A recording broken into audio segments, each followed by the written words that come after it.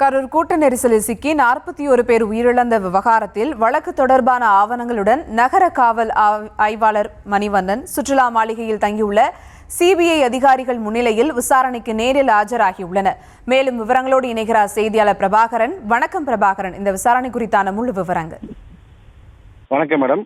கரூரில் கூட்ட நெரிசல் வழக்கு விசாரணையை தீவிரப்படுத்திய சிபிஐ உயர் அதிகாரிகள் மீண்டும் கரூருக்கு வந்துள்ளனர். அவர்களுடன் கரூர் நகர காவல் ஆய்வாளர் மணிவண்ணன் தற்போது ஆஜராகியுள்ளார்.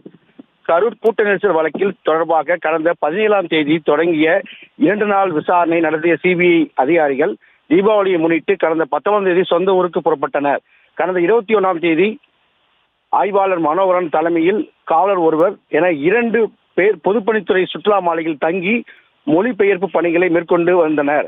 இந்த நிலையில் தற்போது 2 வாகனங்களில் 6 பேர் கொண்ட சிபிஐ உயர் அதிகாரிகள் மீண்டும் கரூர் வந்துள்ளனர். 2ஆம் கட்ட விசாரணை துவங்கியுள்ள நிலையில் சிபிஐ அதிகாரிகள் சுற்றுலா மாளிகையில் தங்கியுள்ள நிலையில் கரூர் நகர காவல் ஆய்வாளர் மணிவண்ணன் தற்போது வழக்கு தொடர்பான ஆவணங்களுடன் தற்போது ஆஜராகியுள்ளார். விவரங்களுக்கு நன்றி பிரபாகரன்.